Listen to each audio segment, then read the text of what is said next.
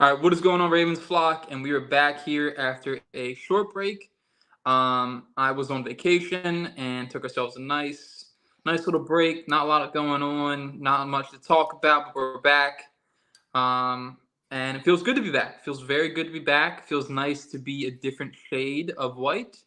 A lot tanner I am now, so feeling good. Melatonin is good. Voss, how we doing? I mean, you still have a lot of catching up to do, and I'm leaving for vacation tomorrow. So when I get back from vacation, you're gonna be even further behind. So you're in trouble. But I'm doing great, man. It's summertime, one of my favorite times of year. I like this weather. Looking forward to the Memorial Day break, and also, we got a little Ravens action with some OTAs, and my mind's starting to drift towards some summertime battles. That's where this track this annual cycle takes us, and I like the look of this team. They still have some work to do, but I like the makings of it for sure. Definitely. I feel good about the team. Probably the most talented team since 2012. I don't think that's too far off to say. As talented as 2012, not sure. Um, who would you put with this team since then? I think if everybody was totally healthy, the 2021 team might have been more talented, um, including before the Earl Thomas debacle, etc. Um, I, they're close, but I mean, I don't want to, spoil the episode or spoil anything, but I am concerned about the pass defense. I don't want to go down the negative road here because I'm excited about this offense for real, for real. But I'm not quite sure I'm right there with as far as most talented. Well, 2021 they didn't have the safeties. The this team has. They didn't have. I think they didn't have Judon, so it's not like they had some other. It's not like it was Elway and Judon. It was Oweh and I can't. I can't even. The name's blanking me. Whoever the second guy was. The same guys they have now, minus Ojabo. Oh yeah, Tyus Bowser, and yeah. So I feel like And Houston. They had Houston. yeah. So we'll see. That kind of segues just a tiny bit before we get to it. The pass defense, Houston in particular, not being on this roster is definitely a concern as time goes forward. But we want to touch on OTAs first. So um, Todd Monken, he's got like this really nice energy to him when he's out there. He said I'm walking out with Lamar, kind of joking with them, seeing Lamar laugh again. It feels like the spirits are high right now, and I'm riding the wave. Yeah, I'm really excited about this offense. The more we've dug into Todd Bunkin and all the various, national X's and O's types digging into what they expect and more RPO variants, more spread, more passing volume in general, more screens. Just, I'm really, really excited with more weapons. We're deep. The Ravens are deep at wide receiver now. They haven't been deep wide receiver in a long time. And I like the way he carries himself. He's got some of that Brian Billick Ravens swagger to him. So I think too much is made of when is Lamar showing up and who's there and who's not there and all that kind of stuff.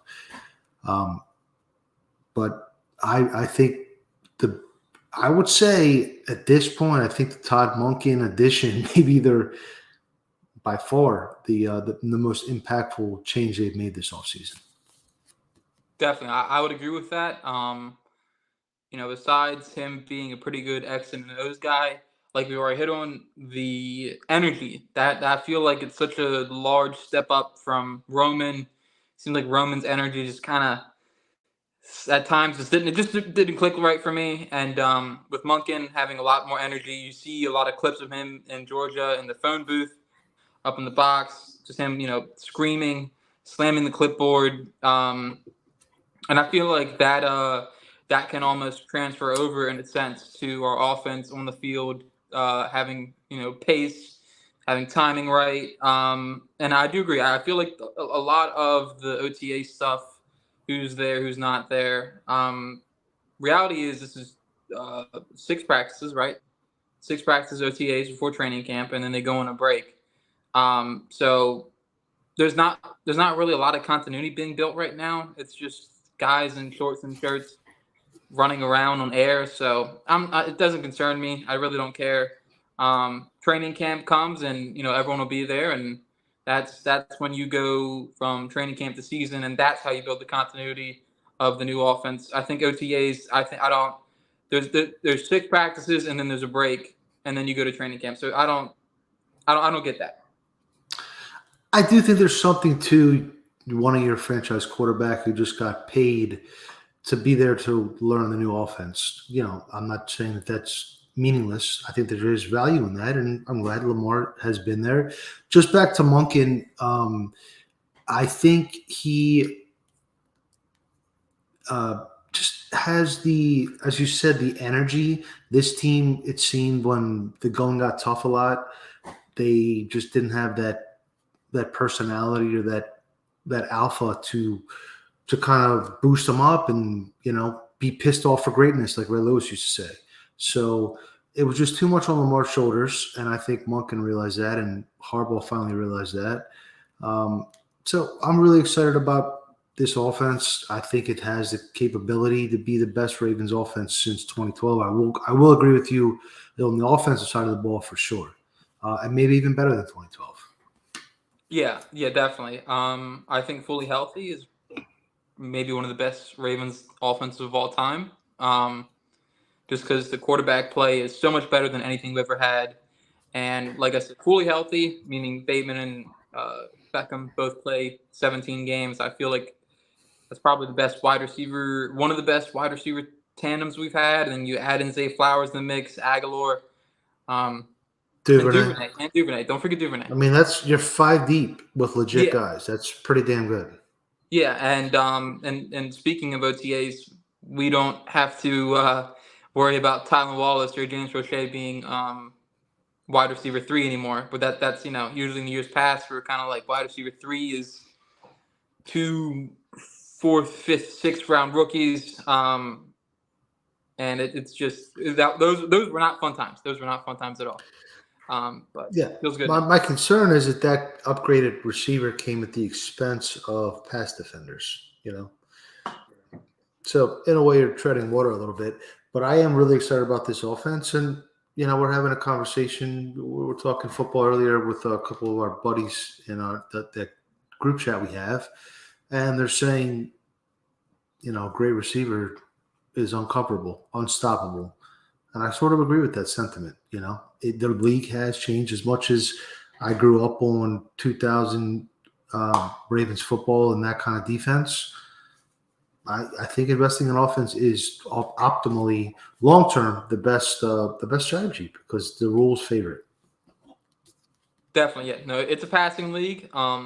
And at the time, I thought that maybe the Ravens could have went corner, but ultimately, it's a passing league. All the rules favor passing offense, and I mean, you got to be able to score points. And the unfortunate part is Beckham and Bateman are probably going to go down. One of them's going to go down. It's just the nature of the position.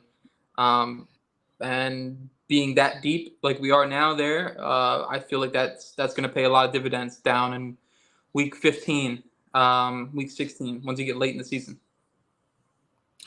For sure. And I'm excited to see what Lamar can do in more spread sets. I thought the Roman went way too condensed last year, and they were, they struck gold in 19.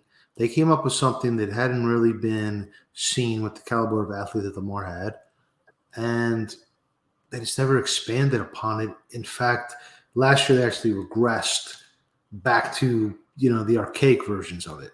And I think Lamar's actually just authored a fantasy football article for a buddy of mine that's a big-time fantasy guy about signature trends. And Lamar, I think, although he's going to have less designed runs, I think he's going to have more big play potential when he scrambles because the defense is going to be spread out.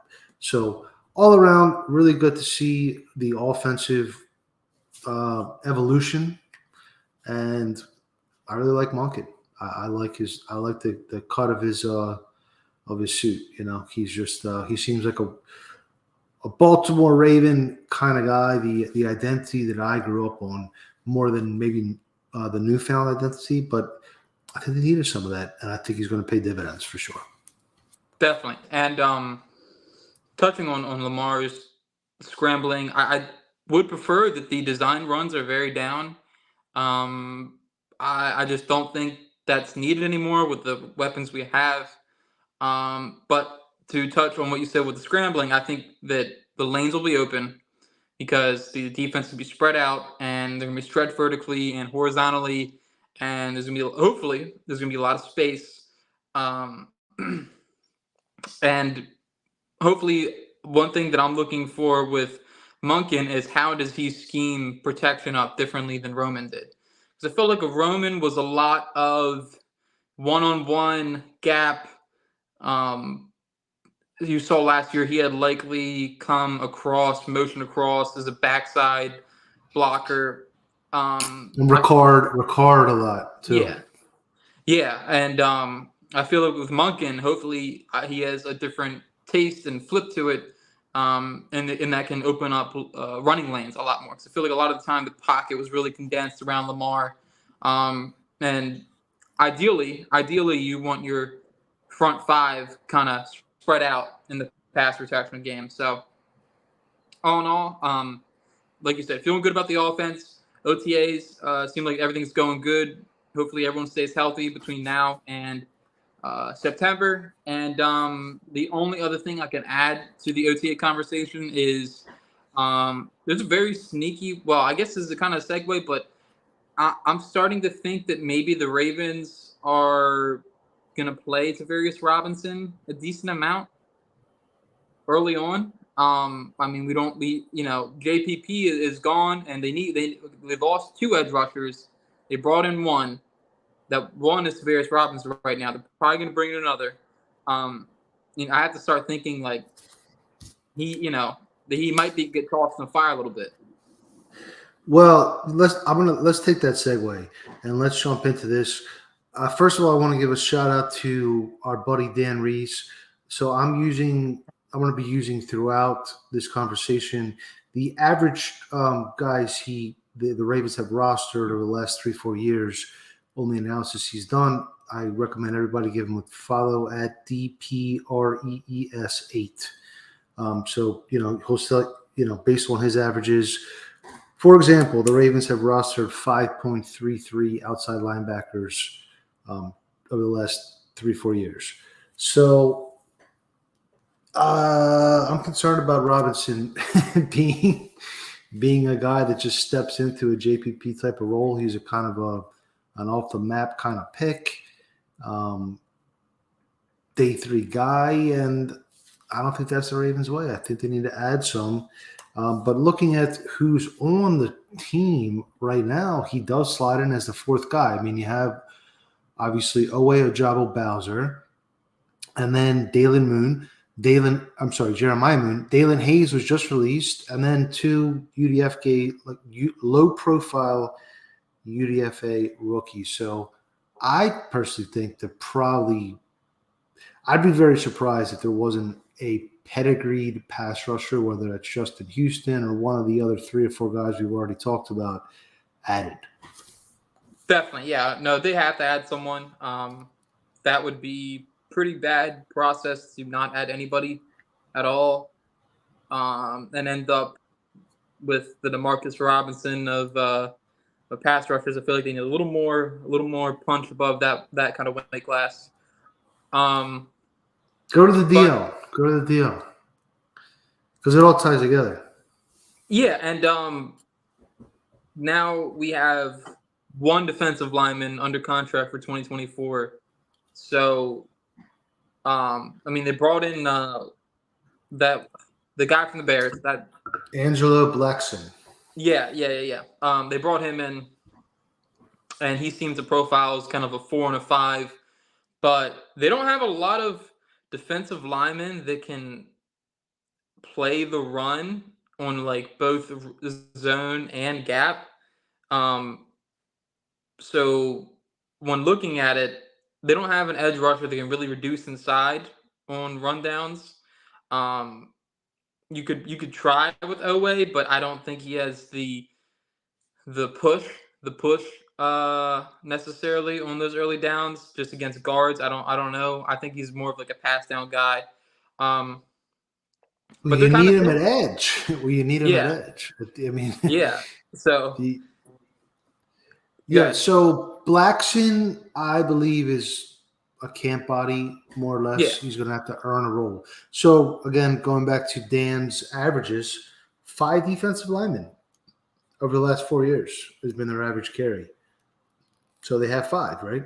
Matabike Washington, um, Urban, Travis Jones, who, according to reports at OTAs, Mike Preston in particular was pretty impressed with him. So I think he was my favorite pick of the draft last year. Just let's get on a positive tip for a minute. I think he could have a big time breakout year. And then you have who was I missing? Pierce, the nose tackle. Rayshad Nichols is your 6th guy. Do you have anything in him? I don't know. I kind of think you're probably good at D line.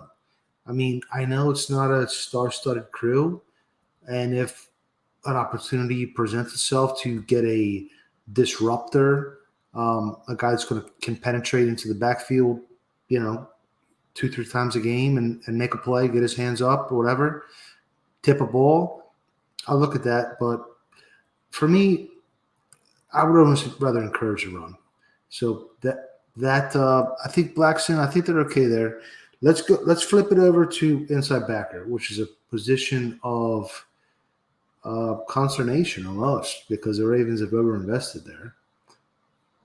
definitely. Yeah, I don't. I guess you could say inside backer 3 is currently up for debate.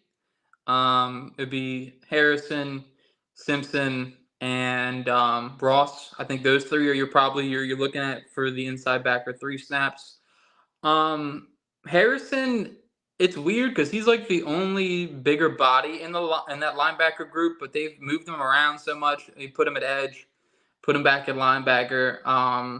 But I mean, he's like either like a cut candidate or like he somehow makes a team, and there's no in between right now. So I know they're deep at linebacker. Yeah, No, they're extremely deep at linebacker. The question is, how many do they want to carry, and who's fighting for what this offseason? 4.33 inside linebackers is the average. So you got your $20 million Roquan. You got your Patrick Queen, who apparently you can't get the value out of a trade, and you're going to let him play it out. You have your 3rd-round pick Simpson, who some are getting a little bit carried away with his versatility, in my opinion.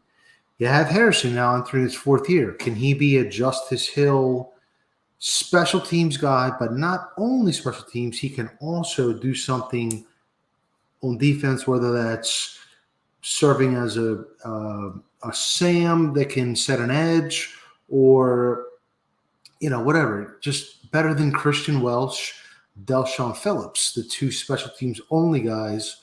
And then you also have Josh Ross. So that's 6 guys fighting for 4 spots. I'd say they probably this year, I'd imagine they might keep 5. But I really do think they're going to keep 5. And they had a recent ruling change yesterday, I believe, where all kickoffs and punts down inside the 25 that are fair caught will automatically go out to the 25.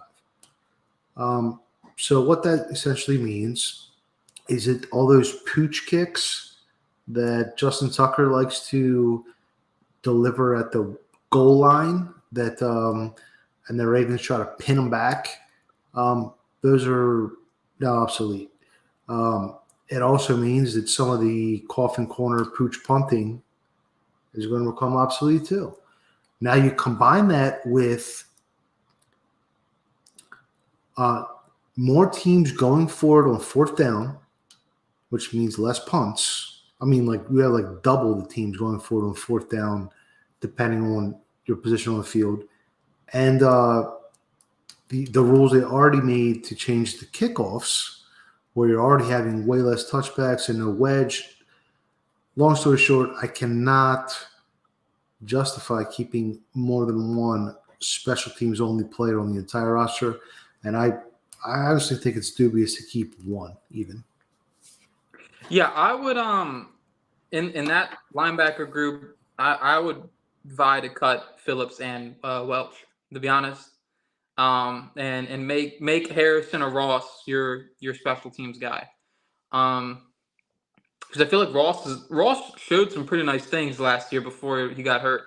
So maybe you can stick him somewhere on punt or kickoff or whatever. And the same thing with Harrison too. I mean, Harrison's a third round pick, and obviously he's had some unfortunate situations that happened to him. But getting here in the last year's contract, he's got to go out there and kind of make a name for himself, kind of like Justice Hill did. And but yeah, no, linebacker's good. I feel good about it. I don't want to feel good about it. I really wish they invested that first round pick somewhere else in 2020. But here we are. You know my feelings on linebacker. Let's move on to cornerback. Dan has projected or averaged 5.67. I personally think I'm 100% in favor of a sixth corner. And I'd actually say an ideal construction for me probably would include a seventh corner. Just hypothetically, how could I build a 53 out best, 25 on each side? Who am I putting where? And let's also couple that with safety, who the average is also 5. And that includes Brandon Stevens, who apparently is in the midst of his second position change. Never a good sign for a third round pick that was graded as a fifth round value. Yeah. I don't want to touch too much on it because we're in a position thing, but what they've done with Brandon Stevens is ridiculous. Them moving him back and forth just absolutely tortures his development, but whatever. Back to safety he goes. I would say 6. I'm with you on 7, but I just don't know how they're gonna fit it under unless they do the injury game with that 7th guy, like Worley, like have him cut him, bring him back on practice squad or something, then have him injured every game day so the team can't steal him or something along the lines of that. Someone being injured. And then with safety, I think we're good at safety. I think they could use a third safety. Like Amos, I think that would be a really nice addition that lets Hamilton move around. But at corner, I'm really not feeling good about cornerback 3, to be honest. I know a lot of people are pointing to Mullen being the cornerback 3, and I feel like if Brandon Stevens was still a corner, I feel a little bit better about it just because I feel like they have 3 guys that can play man with Stevens, Yasin, and Humphrey. But now that Stevens is back to safety, I'm really not feeling good about corner 3. And I really prefer if they brought another cornerback into the fold here. Yeah, I definitely think they need another defensive back one way or another. Just for how the numbers work. See if you follow me here. You got 5 defensive linemen, which is the average. You have 5 outside backers. 5.33 is the average. So let's say you keep the 4 guys we have, plus you add Justin Houston, that's 5. Okay? Plus 4 inside backers. So you cut down. Then you can keep 7 corners, 4 safeties, and that's 25. Yeah, yep. So you can make 7 corners work. But anyway, I just wanted to make that point. There's a lot going on in this position group, in this entire. So real quick rundown. Corner, Marlowe, Rock Yasin, Brandon Stevens, Jalen Armour Davis, Pepe Williams, KB Kelly, Trayvon Mullen, who's probably going to be one of the big storylines of the summer. Daryl Worley, the special teams guy. Bo Peep Keys, probably going to get cut soon. Kevon Seymour, he already got cut. Good. Yeah. Kevon Seymour, another special teams guy. And then you got 2 UDFAs, Lucien and Mayfield. And then at safety, you have Marcus Williams, Kyle Hamilton, which is one of the best duos in the league, probably. We haven't seen Hamilton excel on the back end quite yet, but I'll offer him a little projection as a guy I liked as a, unicorn top 10 value. And then Darius Washington, Geno Stone. That's your four. There's a couple big-time position battles going on here. One point I really want to make is that the fifth defensive back is a starting position. I mean, by far they play a majority of the snaps. So to pretend that let's do something in base defense and try to stack something up that's just ineffective. So you have essentially Brandon Stevens as a nickel overhang / push Hamilton down and put on the back end post position versus Pepe versus Trayvon Mullen. Potentially Mullen can play in the slot or push either Marlowe or Rock to the slot versus Geno Stone as a backing guy. So that's really, to me, right up there with left guard Cleveland. Well, we'll get there, but Cleveland versus Simpson. As far as the biggest positional battles of the summer. If you go ahead and get a Marcus Peters or, whoever else has a talented cornerback available, that changes. But I think that's a big question. And then another question is, who's the backup boundary guy? Again, that's a place where I think Trayvon Mullen also factors in, along with Armour Davis.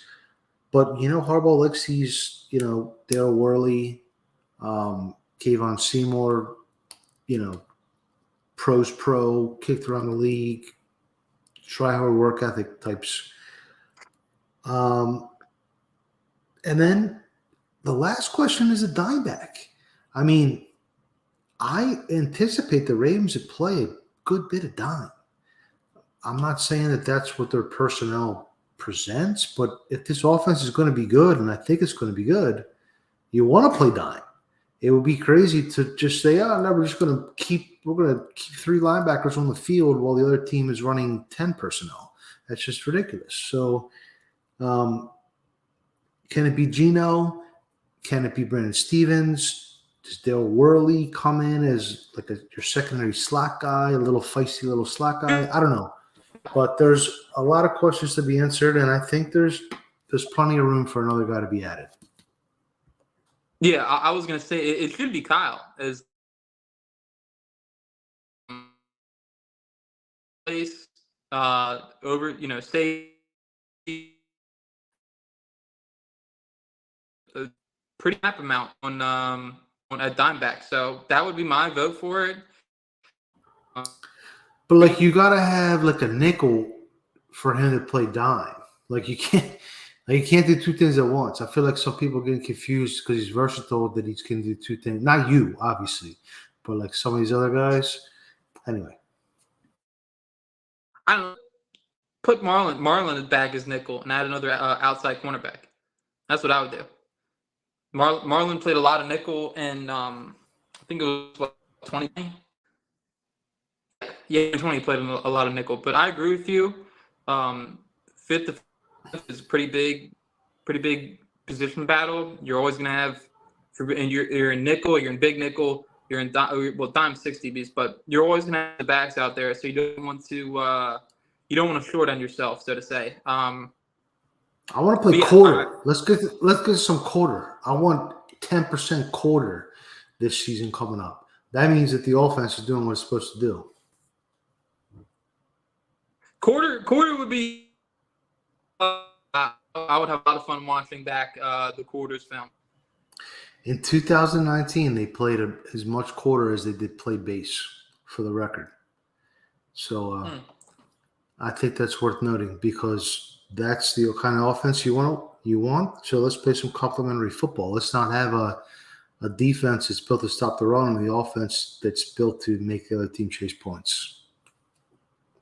Yeah, you don't want on third down to have two inside linebackers out there. I don't third and passing situations. I don't think it's a good idea to have Queen and Roquan out there. I think you got to probably play Roquan, and I don't know. I'm not a fan of having two linebackers in the field on passing situations. I just think it's a bad idea. You're better. Your third safety is always going to be a better cover than your second linebacker. That's just the nature of the game.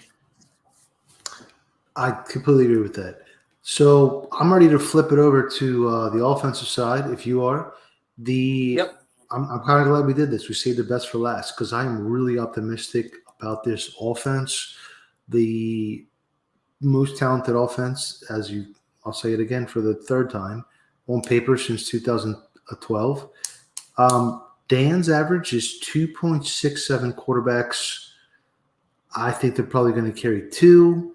I'm not sure if you've dug into the machinations of the QB3 emergency activation rule change and what that means quite yet. I don't have a strong take on it. I think the main question, the summertime battle here, because what do the Ravens want? They want a cheap long-term backup. Can it be Anthony Brown? Or is Anthony Brown replaceable next year and they'd rather have Huntley for this year? That's probably, to me, the summertime battle. Yeah, I've looked at the rule, and I'm not sure if it's like you designate someone as your QB3, and then they like don't count a roster spot on game day, but you have to keep him on the 53 during cut down day. I'm not sure. I would be. I mean, I know Huntley signed the tender, but I'm an Anthony Brown guy. I think he offers a little bit more than Huntley, just in terms of arm strength. And I don't know. I'm interested to see what happens. I think that Ravens fans in particular, overrate Huntley just a little bit, and I don't think his job is so safe. I mean, he's a Pro Bowler, He's a Pro Bowler, and not a single person while he was in the market made him offer. I think I agree with your sentiment about Brown. It's the question of, is 1 year of Huntley's experience worth exposing Brown because you think you can get a better guy or an equivalent guy to Brown next year? So we'll see. That's going to be a summer battle. We don't know yet. Neither of us know. Neither of us really should have a take on this yet because that's something we're going to watch. Let's move on to running back. 3.33 backs per year. I think they can probably manage 4 if Keaton Mitchell or another UDFA shows a little something. You have Gus and Dobbins both ending the twilight years of their contracts. So, you know me, I'm always in favor of cheap running back production. I think you probably can carry 4 running backs into the regular season. If the only reason I wouldn't, I guess I should say, is if one of your UDFA O-linemen show, enough promise that you would want to carry 10 because 9 is a traditional number on the O-line. Yeah, I agree with Mitchell. I think he looks explosive from the film, but obviously he's got to go out there and prove it, earn a spot.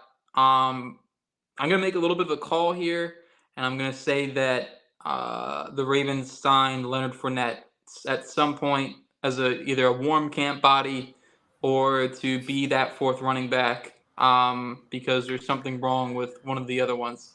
Playoff Lenny? Lenny?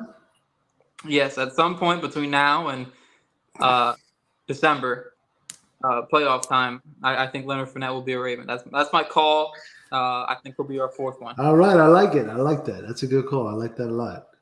On the wide receiver, 5.67 wide receivers, I should say, is the average over the last several years. I think 6 is the magic number. We already talked about they have a strong top 5. The question is who's going to grab that 6th spot. Tylan Wallace. I'm still a little bit intrigued by him. Maybe he's got a little bit of post, knee responding to treatment. He is pretty good on special teams. Dante Demas is another guy who it's probably between those two, and maybe unless Shamar Bridges takes a jump. As far as I'm concerned, James Prochet, the sun has set on James Prochet's time in Baltimore. Yeah. I just want to give condolences to him and his family because his mom passed, and obviously, bad time because it's training camp. But yeah, I think those are that last spot, the 6 wide receiver spot. Wallace, Demas, Bridges, Tariq Black. There's a few other guys they brought in, but I, just for luck's sake, for superstition, I say we keep Demas because the Ravens have always won a Super Bowl when they had a Maryland wide receiver on their roster. So that's my logic to it. You're not really going to get a lot out of the 6 wide receiver spot. So if we cut Tylan Wallace and he ends up being a decent wide receiver, so be it. So be it. That's a fair point. Jermaine Lewis and Torrey Smith, both Maryland wide receivers on both Super Bowl teams, both big-time playmakers, I will say.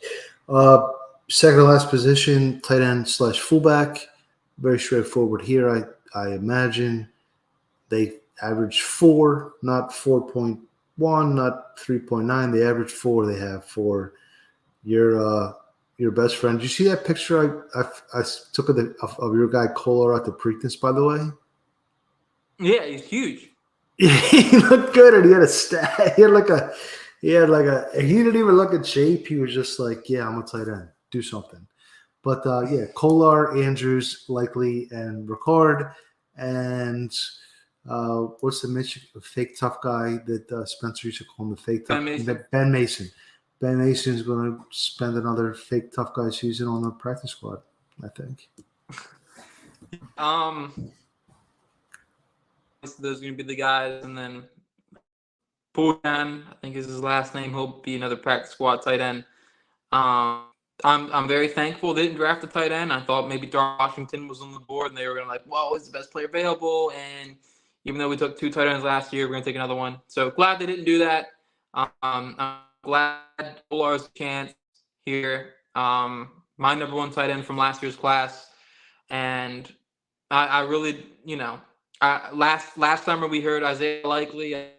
This summer I feel like we're hearing Kolar, and it'll carry over because Kolar is a 9.8 athlete, so a little more. Yeah, I like how Monken has the ability to assimilate, heavy personnel into his scheme.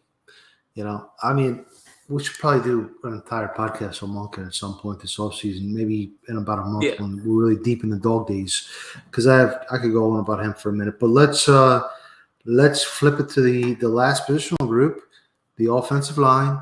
9 has been their number, right on 9. And I think they probably added their 9th this week or last week in Mustipher, the local product. So here's the rundown. So at tackle you have Ronnie Moses. Moses was catching a lot of he was getting a lot of flowers today in on PFF and anyway. Falele, who I still think you consider a tackle just for value purposes, and McCary I consider a tackle. Okay, so that's 4. Then on the interior you have Cleveland, who looks like he's been, spraying his body with deer antler velvet all week. Zeitler, Linderbaum is your starting 3. Simpson, Salah, the draft pick. Voorhees is on IR, and I think Mustipher, the experienced guy, is your emergency, get you through a half a game without reshuffling the whole line kind of guy. Yeah, definitely. I think those are your 9. I don't think you really vary much from that unless there's some UDFA that really pops and you want to cut one of the draft picks, cut the guy from Oregon. So all in all, like you said, Ben Cleveland, and he's in decent shape, but he looks. I want to know what his workout right. He's been eating squirrels all day. Um, and he really does look good. Now, obviously, all these guys look good in shirts and shorts, but something else.